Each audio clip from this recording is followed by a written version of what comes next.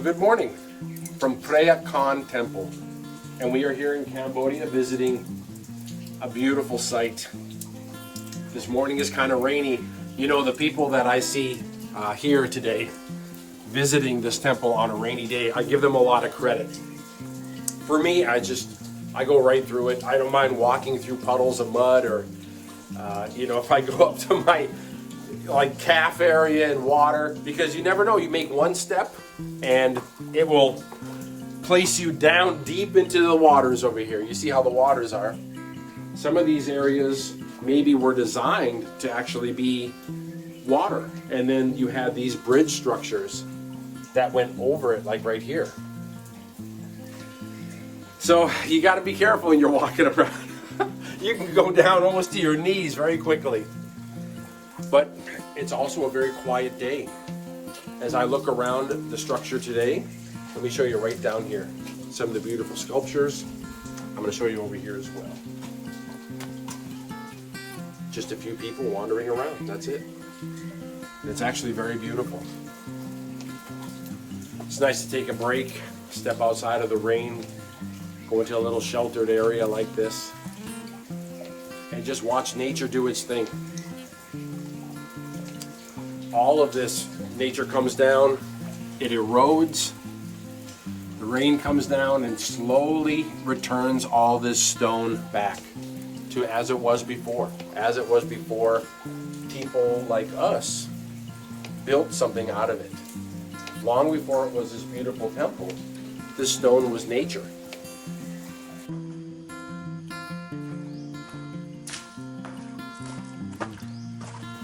It reminded me of how long things last. And one of the things that I think that we allow to last much longer than we should is regret.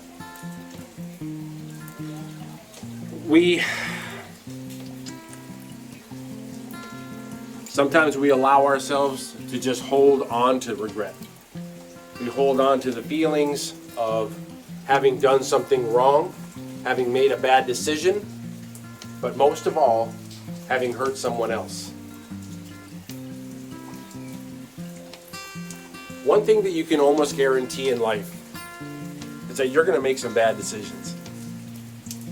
You're also going to intentionally or unintentionally hurt someone else. When that happens, you're going to feel terrible. You're going to feel like you did someone wrong, someone that didn't deserve it, someone you cared about, and that's going to be painful.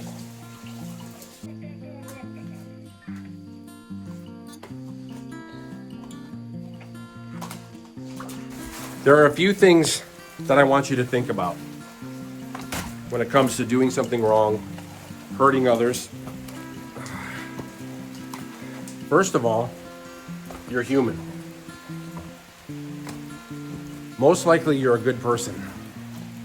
You did something to hurt another, as I said, either intentionally or unintentionally.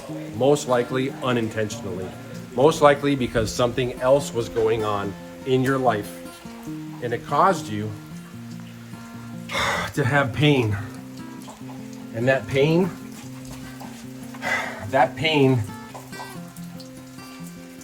caused you to hurt someone else. They had nothing to do with it. Like I said, I don't mind getting wet.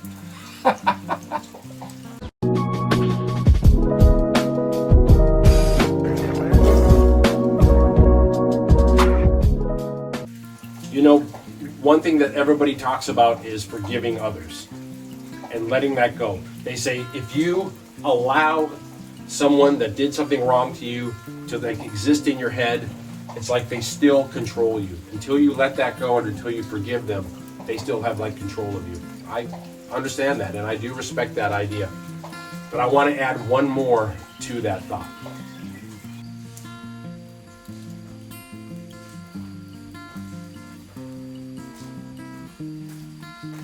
I want to add to that thought the idea that if you don't forgive yourself, the same thing is true. You still have that in your head. You have that pain in your head. You're carrying that pain with you. You know in your heart it was unintentional. Most likely it was because something else was happening in your life and it caused you to do something terrible to someone that you cared about. That pain transferred over. You know what I think it is a lot of times? What we don't have control over, then we turn and we hurt things that we do have control over. There is a way out from that pain.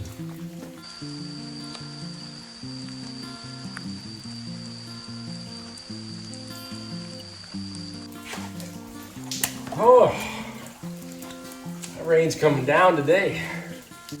There was a scene that was in a movie a long time ago, and it talked about an individual that had caused a horrible act against another.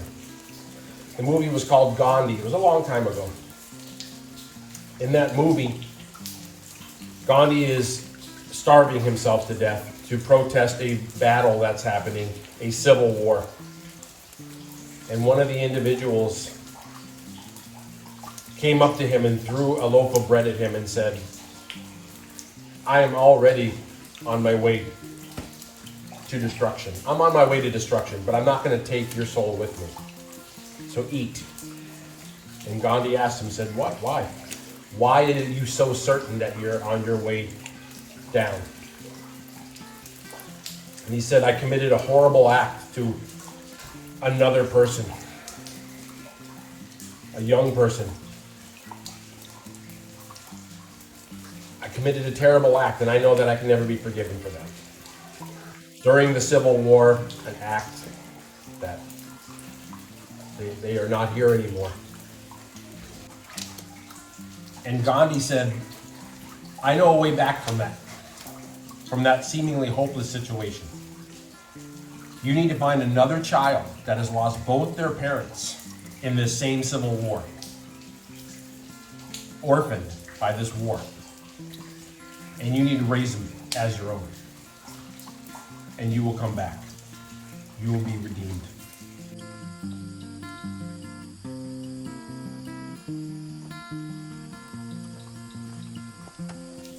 You cannot change the past. You can, however, understand who you were back then and why you were, and not be that person going forward. The redemption is to be a different person. Forgiving others is a matter of accepting what has happened. Maybe you don't even contact them. Maybe you just say, look, I forgive them for what they did, and you move forward. But forgiving yourself takes more. It takes actually changing who you are. You can't really forgive yourself for something that you did in the past unless you changed who you were in the past. Otherwise, you're still that same person. And what are you forgiving? What are you saying? Oh, I'm so sad that I did that, but I'm still that same person. You have to make the change. You have to change to become a better person. One that would never commit those acts again, or do something like that to a person again, or lie to that person again, or cheat that person again, hurt that person again. You change yourself. That's the first step to forgiving yourself.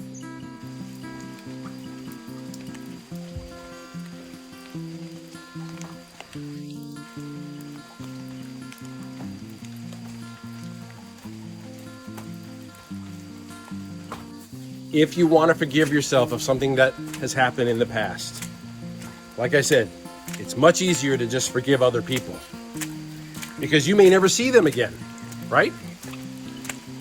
But forgiving yourself is tough. That's hard. You carry that with you. Forgiving yourself is tough, but you can. The first step is changing who you are so that you're not the person that you were back then when you did those things, when you did that. How are you treating others now?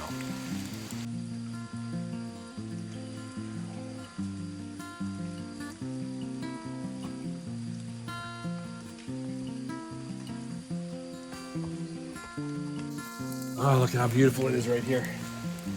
A little bit of shelter, some shelter from structure and some shelter from nature. Perfect spot.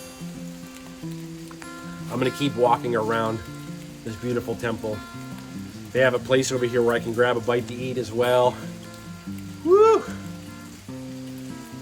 But I'm actually really enjoying myself. I'm enjoying myself today. Not many people venturing out to enjoy these temples on a rainy day like this, but there's a few of us. I'm glad that you came along with me today. We have a lot more to see. We're going to be here in Cambodia for a long time.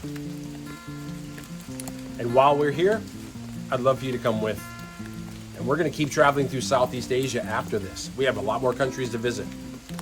Come with. Like and subscribe to the video. And let me know if you have a suggestion as well. What's another way that you use to not only forgive others, but to release that from yourself? To release yourself from that stress of guilt over something that's happened in the past. I think you could help everybody with that information. I look forward to reading it. Until we talk again, treat yourself well. Don't be so hard on yourself. You're human. Take it easy on yourself. You're not the person you were back then. Okay? All right, we'll talk again soon. Aloha.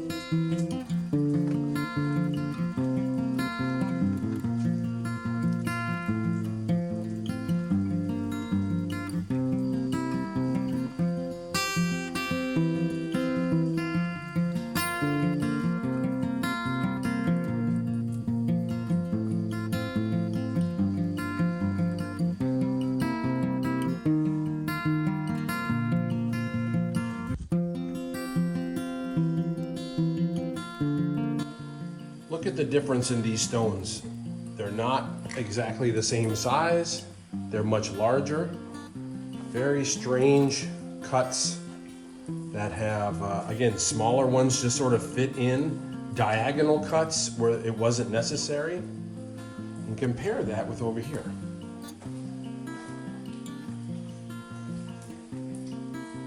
These bricks over here,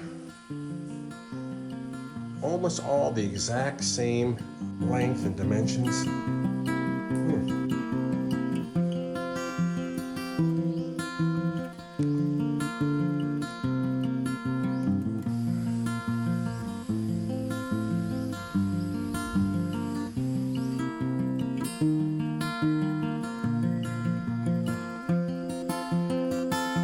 I think we're looking at two very different generations of temple. If you look over here on this side, and how these are designed and sizes. And look at the side here. Very uniform, very uniform. I think we're looking at 2 separate time frames, maybe even 2 separate cultures that built this.